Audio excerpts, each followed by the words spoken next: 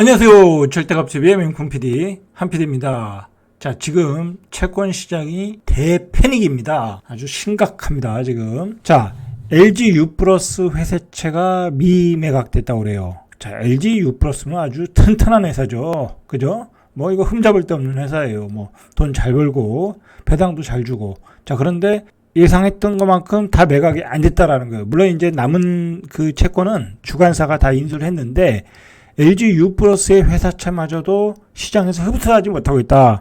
자, 얼마나 채권 시장이 지금 경색된다를 우리가 알 수 있어요.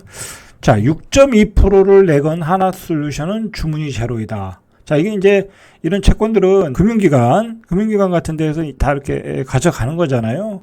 자, 그런데 중요한 것은 이제 큰 기관들이 자신이 없는 거야. 요즘 너무 채권 시장이 패닉 상황이라 하나솔루션도 소화가 안 되고 있더라는 거. 하나그룹도 뭐 알짜 회사잖아요. 그런데 하나솔루션도 주문이 안 들어오고 있다. 자, 이거 큰 문제예요. 자, 이런 대기업도 채권이 소화가 안 되면은, 회사채 채권이 소화가 안 되면은, 뭐 중소기업, 조금 부실한 기업들은 완전히 자금난에 시달릴 수밖에. 어제 오늘 뭐 우리 시장에 영향을 줬던 게 미 10년 국채금리예요. 자, 미국 시장이 조정을 받고 있는 거는 10년짜리 국채금리가 기준금리를 뛰어넘어서 4.3%에 육박했다라는 거야.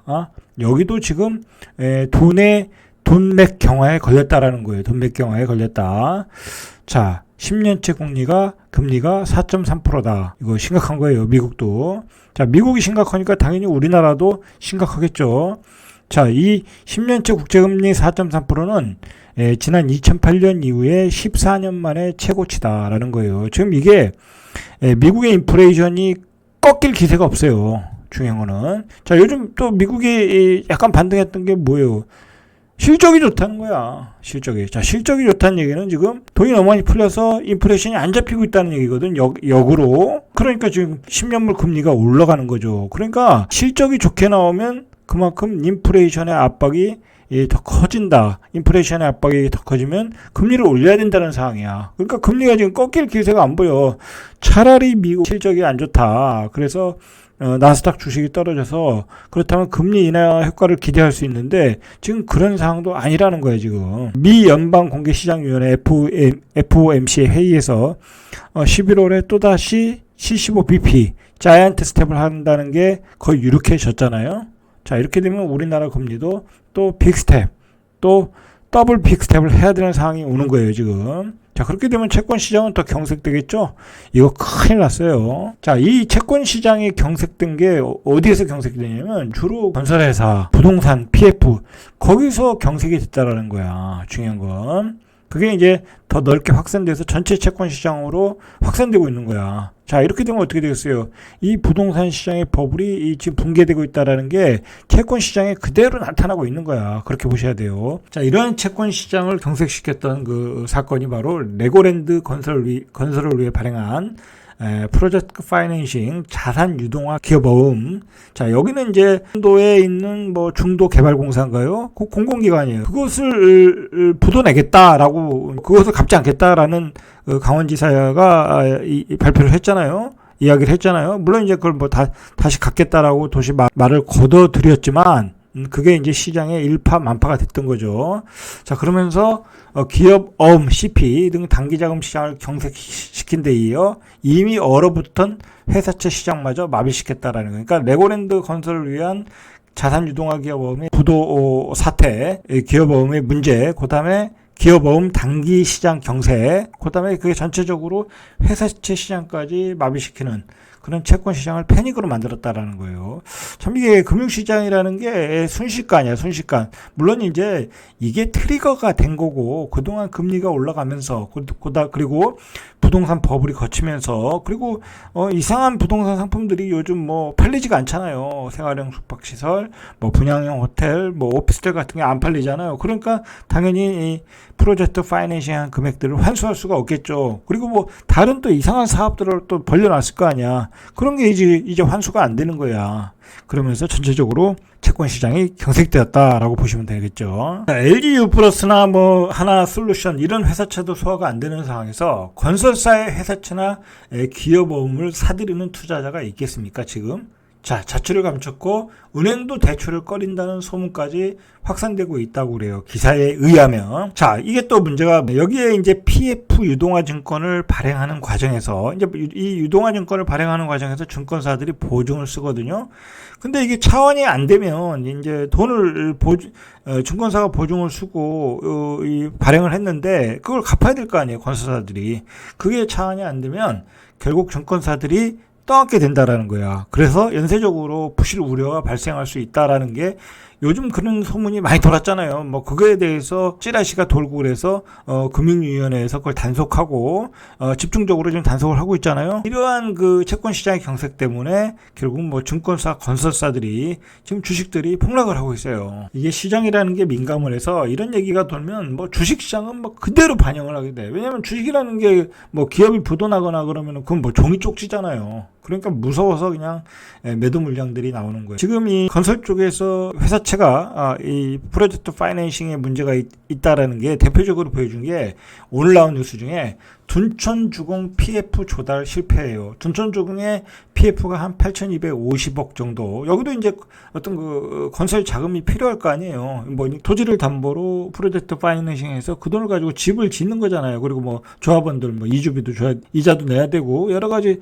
그런 과정에서 돈이 필요한 프로젝트 파이낸싱의 조달에 실패했다라는 거야. 이게 심각한 거죠. 왜냐면 이 둔촌주공 아파트는 뭐 어느 정도 적정한 분양가에 나오면 거의 다 완판이거든요. 뭐 워낙 입지가 좋은 곳이니까. 근데 이런 지역에서도 채권을 사겠다라는 투자 회사가 안 나왔다라는 거야. 그래서 건설사가 보증한 사업비, 보증한 7천억의 사업비를 이제 그걸 인수하겠다라는 투자 회사가 없다고 하니까 이제 그 건설회사가 떠안게 되는 거예요. 이렇게 되면 뭐 이걸 떠안지 않으면은 건설이 이루어지지 않겠죠. 그래서 이 건설 시공회사 현대대우, HDC, 현대산업개발, 롯데건설이 이 네 곳이 떠안게 되는 거예요. 만약에 이제 이 네 곳이 부실한 회사면, 부실하거나 뭐 유동성에 문제가 있는 회사라면 뭐 이 사업장 그냥 날아가는 거예요. 그러나 뭐 이 사업 둔촌주공 아파트 사업은 워낙 사업성이 뛰어난 곳이고, 그리고 이 건설 회사들은 다 우량한 회사에게 PF 자금을 인수할 여력이 되는 거죠. 자, 그러나 문제는 이게 레고랜드발 단기자금 시장 경색이 우량 재건축 사업장까지 덮쳤다는 데 의미가 있다는 거예요. 왜냐하면 만약에 이제 다른 사업장에서도 이러한 사례가 나올 수 있다라는 거야. 최고 사업성이 좋은 곳에서도 프로젝트 파이낸싱 조달에 실패를 했는데 다른 사업장은 뭐 얼마나 상황이 긴박하겠어요. 그런데 그 사업을 시공하는 사업자들이 인수를 못한다고 하면 그 사업장은 부도가 나겠죠. 예를 들어서 뭐 지방에, 요즘 대구나 뭐 지방에 그 아파트가 분양이 안 되잖아요. 뭐 재개발 지역 같은데 또 입지가 좀 떨어지는 지역도 분양이 안 되고, 뭐 지방 소도시도 분양이 안 되는 이 아파트를 건설할 수 있는 자금을 마련할 수가 없는 거야. 뭐 그렇다고 지방의 건설사들이 돈이 많아서 그걸 계속 갖다 메꿀 수도 없는 거고. 자, 이게 앞으로 아주 여러 가지 문제가 일어날 것 같아요. 저희 구독자들은 이 문제를 좀 생각하시고 인식하시고 앞으로 다른 지방에서, 다른 사업장에서 어떻게 나타나나 한번 꾸준히 추적을 할 필요가 있어요. 그래서 둔촌주공에 참여한 4개 건설사는 각각 1645억에서 1959억 원의 현금을 자산유동화증권 이 투자자에게 지급하게 돼 단기 유동성 자금이 압박이 커질 전망이라는 거야. 자, 그래서 롯데건설이 이번 주에 2천억 규모의 유상증자와 계열사 차입에 나선 것도 둔촌주공 PF 차환 실패에 대비한 자금 확보 차원이라는 이야기예요. 자, 그러니까 계속 이야기하지만 약간 자금력이 떨어지는 이 건설사들은 이제 사업을 할 수가 없게 돼. 그리고 사업을 벌렸던 곳에서 사업을 완성할 수가 없게 돼. 그럼 어떻게 되겠어요? 부도가 날 수 있다라는 거야. 이제 그런 회사들이 부도가 날 가능성이 있다라는 거야. 그게 이제 주식시장에서 이제 반응이 나타나고 있는 거예요, 지금. 그리고 항상 그래요. 이게 문제는 아파트만 짓는 게 아니잖아요. 뭐 상가도 짓고, 어떤 투자성 부동산, 수익형 부동산도 짓고 뭐 그러다 보면 많은 사업을 벌린 곳에서 빵꾸가 날 수 있다라는 거야. 자, 요즘 회사채 시장에서 문제가 뭐냐면 이 한전이 이 전기 요금을 올리지 못해서 올해 적자가 뭐 30조 이상이거든요. 자, 그러면 이제 그 적자를 메꾸기 위해서 회사채를 발행해야 될 거 아니에요. 한전이 이 올해 뭐 한 30조인가 뭐 그렇게 발행을 해야 된대요. 근데 최근 한 달간에 3조 원. 뭐 여기도 금리가 한 5.9%예요. 약하지도 않아요. 자, 5.9%에 3조 원을 발행해도 다 팔려요. 한전 같은 경우에. 왜냐면 국가에서 보증해 주는 거잖아. 자, 이달 말에도 1조 5,900원 채권을 발행했다. 자, 이렇게 채권을 한전에서 5.9% 발행하다 보니까 이건 확실한 거잖아요. 그러다 보니까 시중의 돈이 다 한전채로 빨려 들어가. 돈이 한전채로 다 빨려 들어가고 다른 기업은 불안해 보이고. 자, 그러니까 이게 이제 편중 현상이 일어나더라는 거예요. 편중 현상이. 그러니까 다른 채권 시장에서는 시장에서는 사려는 수요가 없는 상황이다. 라고 보시면 될 것 같아요. 이게 문제예요. 그러니까 그래서 지금 오늘 주식시장에서도 어제부터 건설주, 증권주가 많이 빠지고 있어요. 증권주는 이제 자산 유동화 증권을 보증하는 과정에서 만약에 차환이 안 되면 빚을 대신 갚아야 되니까 문제가 있는 거고, 건설주는 사업 담당자이니까 이 프로젝트 파이낸싱이 안 되면 사업을 할 수가 없게 되고 또 부도가 나게 될 수 있고. 자, 그리고 거기다가 부동산 경기 하락이잖아요, 지금. 그런 여파로 회사차 차환을 위한 발행도 안 된다. 안 되고 있다, 지금. 그래서 이거 막힌 건설사들은 자체 자금으로 상환하고 있다. 자, 그런데 이게 문제는 그래요. 자, 이것도 똑같은 것 같아. 갭 투자 하신 분들이 뭐 수십 대를 갭 투자했는데 자기가 돈이 없으면 역전세 걸리면 빼줄 수 없잖아요. 이 건설사도 마찬가지 같아. 건설사도 자기 돈 있는 만큼 사업을 벌리지 않잖아. 항상 이 프로젝트 파이낸싱 해서 자금을 확보해서 사업을 벌려나가잖아요. 다 빚으로 벌려나가는 거지. 그러다 보면 여기저기에서 견실했던 기업도 문제가 발생할 수 있다라는 거야. 너무 많은 이 사업을 벌린 현장은. 자, 그러니까 건설주도 좀 옥석을 분명히 가려서 좀 투자를 하실 필요가 있어요. 제가 보기엔 당분간은 안 하시는 게 좋을 것 같아. 예. 건설주, 증권주는. 왜냐면, 이제, 리포터들, 이제 증권 전문가들이 막 분석할 거 아니에요. 뭐, 저 건설회사, 그 증권회사는 어느 정도, 저는 PF 자금이 들어갔다라는 게 어느 정도 총액이 나온 다음에 그 현장에 문제가 없는지를 파악한 다음에 주식이 안정을 찾은 다음에 조금 하시는 게 나을 것 같다라는 거예요. 그래서, 파랗게 질린 건설 증권주, 이런 타이틀이 나온다. 한국예탁결제원에 따르면은 12월까지 만기가 돌아오는 프로젝트 파이낸싱의 유동화 증권 규모가 약 34조라는 거예요. 자, 그러니까 채권에 대한 차환을 하기 위해서는 투자자가 나타나야 되거든요. 인수할 투자자가 나타나야 돼. 이 어떤 만기가 돌아오면 다른 투자자가 나타나야 되는 거죠. 그러니까. 자, 근데 투자자가 나타나지 않으면 증권사, 건설사들이 연쇄적으로 부실 위기에 처할 가능성을 배제할 수 없다라는 거예요. 그러니까 이게 지금 문제야. 부동산은 지금 버블이 빠지고 있는데, 이거 그렇다고 어느 시기에 확 올라와서 부동산 경기가 좋아질 일은 없는 거고, 그렇다고 여기서 버블을 키우자고 막 부동산을 띄울 수도 없는 거고, 그렇잖아요. 우리가 그 후유증 때문에 지금 이 고통스러운 시간이 왔는데, 고통스러운 시간을 연장할 수 없잖아요. 지금은 그 고통스러운 시간과 그 고통스러웠던 상처를 베어내야 되는 타임이거든요. 그 베어내는 과정에서 이러한 그 어떤 대가를 치러야 된다는 거예요. 어쩔 수 없는 거예요, 지금. 미국도 마찬가지야. 미국도 경기가 좋네. 그동안 돈을 많이 풀었으니까 소비가 계속 되고 있는 거죠. 그러니까 그것 때문에 주식이 올라간다? 그 주식이 올라가면 아이고 또 인플레이션이네. 인플레이션이 안 낮춰지는 거야. 자, 인플레이션이 안 낮춰지면 결국 금리를 올리는 거잖아요. 그리고 인플레이션이 계속되면 좋을 일이 없어. 그건 좋을 일이 없는 거야. 분명히 문제가 더 커지거든요. 암덩어리가 더 커지니까.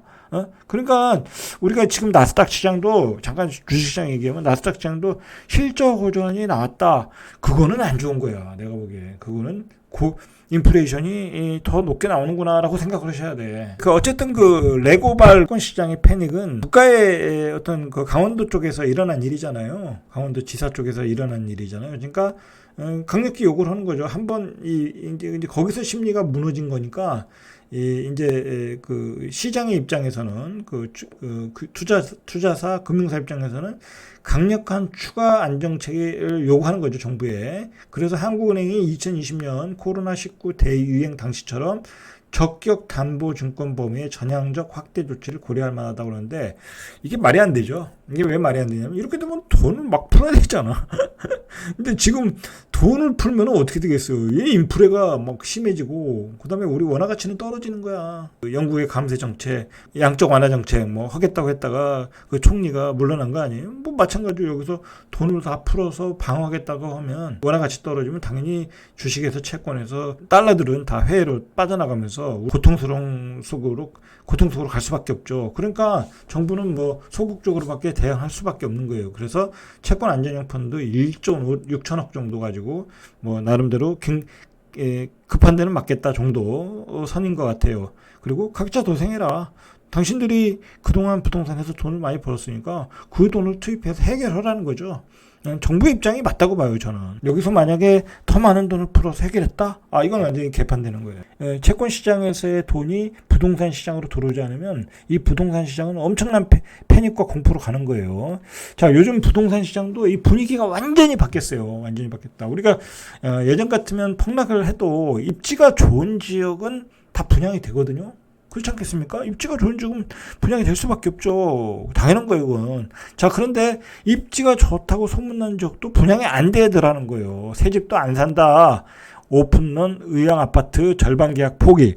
의왕이라는 것도 굉장히 인기 있는 지역이잖아요. 이거 GTX가 들어오는데. 자, 이런 지역도 계약 포기가 일어나고 있다. 고분양가라는 얘기야. 왜 고분양가라는 얘기야? 금리가 폭등했기 때문에 고분양가가 된 거예요. 그 전에 거품이 낀 가격에서 분양을 하고 또 그 가격에 대해서 고금리를 적용하고 고금리를 지불해야 되고 당첨은 됐는데 계약을 못 하는 거야. 자신이 없는 거야. 그리고 요즘이 분양가가 매매가를 역전해 버렸어요. 분양가가 역전해 버리면 분양받는 입장에서는 굳이 살 필요가 없는 거야. 그렇지 않겠습니까? 내가 저 아파트를 분양받는 것은 기존 매매가보다 싸서 나중에 프리미엄을 먹는다. 그런 개념으로 사는 거잖아요. 근데 그게 안 이루어지고 있다는 거야. 자, 경기도 의왕시 내선동의 인덕원 자이 SK뷰. 이 아파트가 25일 508가구에 대해 무순위 청약을 진행할 예정이라고 그래요. 근데 이게 여러 번 했던 것 같아요. 미계약이 반복되면서 일반 분양 당시 공급된 11개 모든 타입에서 무순위 청약이 진행된다라는 거예요. 예전 같으면 이 줍주 보면 진짜 사람들이 개떼같이 물렸죠. 개떼같이 물렸어. 뭐 몇백 대 1 막 그랬는데 시장이 뜨거울 때는. 자, 근데 시장이 지금 버블이 거칠 때니까 전혀 관심이 없는 거야. 몇 번씩 무순위 청약을 해도 해결이 안 되는 거야. 그냥 선착순이에요. 말 그대로. 내가 저 아파트 사고 싶다고 하면 모델하우스 가서 사시면 돼. 계약하시면 돼. 그러면 그냥 감사합니다 하고 그 사람들 선물까지 줘. 자, 그런데 그게 안 되고 있다는 거야. 자, 이 아파트가 특별 공급 377가구에 1414가구, 경쟁률이 3.8대 1이었고 일반 공급 1, 2순위가 522가구에 2900명, 5.6대 1이었어요. 자, 그런데 막상 청약 당첨자들이 계약을 꺼리면서 899가구가 왔는데 절반이 넘는 508가구가 줍줍 물량으로 나왔다는 거야. 심각한 거죠. 왜 줍줍 물량으로 나왔나 보세요. 인덕원 자이 SK뷰는 인근 아파트의 시세가 똑똑 떨어지면서 분양가가 더 높은 곳으로 나타났고 전용 면적 58의 분양가가 7억 7,800만 원인데 바로 옆 위치한 인덕원 센트럴 자이 5구제곱미터보다 비싸다라는 거야. 그러니까 청약을 안 하더라는 거야. 인트롤 센트럴 자이는 지난해 9월까지만 해도 10억 4천이었는데 이게 올해 9월 3일에 3억 이상 하락한 7억 500만 원, 한 7억 정도. 그러니까 뭐 인도건 센트럴 자이가 지금 떨어지는 중이고 이게 얼마까지 떨어질지 모르는 상황에서 저걸 7억 7,800에 받겠냐고. 안 받겠죠. 이게 지금 7억 500이지만 이게 5억이 될 수도 있잖아. 그죠? 그러니까 저게 비싸 보이는 거야. 그래서 안 받는 거야. 쉽지가 않죠. 자, 그래가지고 지금 이 고분양가에 요즘 계속 분양을 하고 있잖아요. 지금 이제 이게 문제가 뭐냐면 2021년 연끌할 때 그 1년 사이에 굉장히 가격이 올랐잖아요. 때 기준으로 그거보다 약간 싸게 분양 물량들이 많이 나왔어요. 시장은 꺾였는데. 자, 근데 그 물건들이 다 계약이 미계약분이 발생하고 있다라는 거야. 자, 수원시 권선구의 권선동의 수원 아이파크 시티 128가구 중 80가구. 서울 구로구 가리봉동 남구로역에 동일 센타시아 91가구 중 69가구, 서울 구로구 오리동의 천왕역 엘가 트레뷰 140가구 중 129가구. 자, 이런 물량들이 계속 나오는 거야. 그 밖에도 계속 나온다. 자, 이게 다 그 버블이 끼었을 때의 기준으로 고분양가를 때린 거야. 자, 그러니까 이제 앞으로 분양할 아파트들이 고민이 되겠죠. 야, 이거 과연 이제 고분양가에서는 분양이 안 된다라는 걸 알겠죠. 근데 원자재 값은 또 올렸어. 자, 이제 마진을 줄여가지고 내놓겠죠. 왜냐면 사업을 시작했거든. 이미 토지를 샀거든. 프로젝트 파이낸싱을 했기 때문에 안 하면 부도나잖아. 그러니까 할 수 없이 해야 될 거야. 해야 되는데 낮은 분양가로 분양할 가능성이 많아요. 이제 예전에 그런 고분양가로 하면 안 팔린다는 걸 소비자들의 반응이 나왔거든. 근데 안 할 수는 없는 상황이잖아. 그러니까 분양가를 낮춰서 나올 가능성이 많아요. 이제 그런 아파트 기다리시면 돼. 자, 그런 아파트 기다리시면 돼요. 자, 그런 아파트 기다리시면 되는데 왜 굳이 지금 떨어지는 칼날의 아파트 구축을 사냐고. 살 필요 없는 거예요. 부동산 전문가들이 사라 자꾸 꼬시는데 절대 살 필요 없어. 코너에 몰리고 어려운 궁지에 몰린 데가 어디냐고. 건설사잖아. 지금 보이잖아. 근데 사업들은 다 벌려놨고 토지는 사놨고 자본은 투입됐는데 사업 안 하면 뭐 그거 다 날아갈 수도 있는데 해야 되겠죠. 그러면 자기들의 수익을 낮춰서 적정 분양가에 내놓을 수밖에 없다고. 자, 그런 아파트를 사면 되는 거야. 기다리면 되는 거야. 절대로 부동산 전문가들이 뭐 금매 사라 그런 말에 속지 마세요. 지금의 금매는 내년에도 살 수 있고 내후년에도 살 수 있어.